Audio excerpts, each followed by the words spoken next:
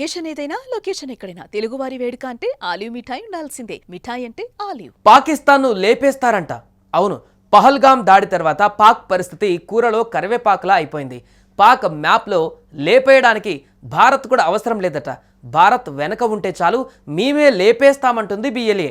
కాల్పుల విరమణ ఒప్పందంపైన భారత్ పాకిస్తాన్ మధ్య చర్చలు జరుగుతున్న నేపథ్యంలో బలూచ్ లిబరేషన్ ఆర్మీ కీలక ప్రకటన చేసింది.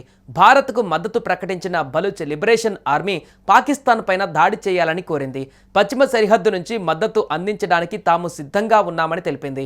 పాక్పై భారత్ నిర్ణయాత్మక చర్య తీసుకుంటే పాక్ పైన దాడి చేస్తామని పేర్కొంది. భారత చర్యను మేము స్వాగతిస్తున్నామని, భారత్కు సైనిక శక్తిని నిలుస్తామని ప్రకటించింది. పాక్ను ఉగ్రవాద దేశంగా గుర్తించాలంటూ కోరింది.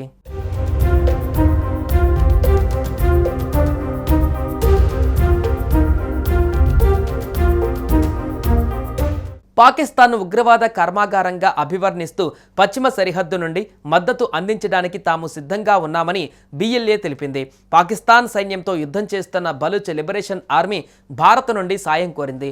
భారతదేశం పాకిస్తాన్ పైన దాడి చేయాలని బిఎల్ఏ ఒక లేఖ రాసింది. పశ్చిమ దేశాల నుంచి పాక్ని నాశనం చేయడానికి మేము పూర్తిగా సిద్ధంగా ఉన్నాం. బలూచ్ లిబరేషన్ ఆర్మీ ఏ దేశానికి కీలుబొమ్మ కాదని, ప్రాంతీయ సైనిక రాజకీయ సమీకరణాలలో నిర్ణయాత్మక పార్టీ అని స్పష్టం చేసింది.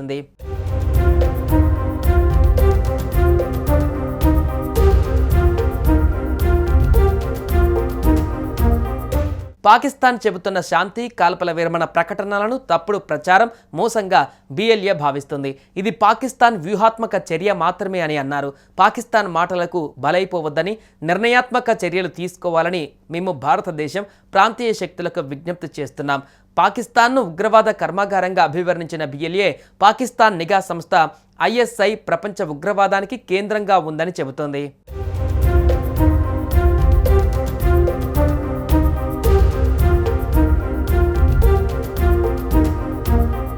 పాకిస్తాన్లో 40% భూభాగం తమదేనని, తమకు ప్రత్యేక దేశం కావాలని వారు డిమాండ్ చేస్తున్నారు.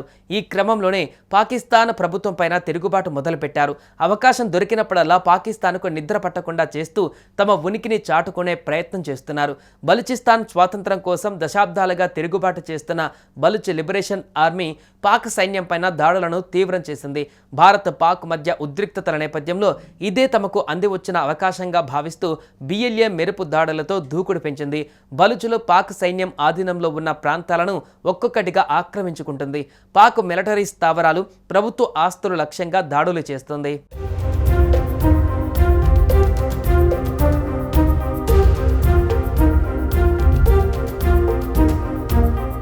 ఉగ్రవాదుల ఏరువేత లక్ష్యంగా భారత్ ఆపరేషన్ సింధూర్ను చేపట్టగా అందుకు బలూచ్ తిరుగుబాటుదారులు సైతం మద్దతు తెలుపుతున్నారు.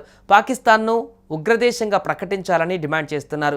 ఇదిలా ఉండగా భారత్ పాకిస్తాన్ యుద్ధ నేపథ్యంలో భారత్ తీసుకున్న ఓ కీలక నిర్ణయం పాక్ నడ్డి విరిగేలా చేసింది. తన అమ్ముల పొదిలోని బ్రహ్మోస్ సూపర్ సోనిక్ క్రూజ్ క్షిపణులను వ్యూహాత్మకంగా వినియోగించడంతో అప్పటి వరకు అణ్వాయుధాలు ఉన్నాయంటూ ప్రగల్భాలు పలికిన దాయాది దేశం వెన్నులో వణుకు పుట్టింది.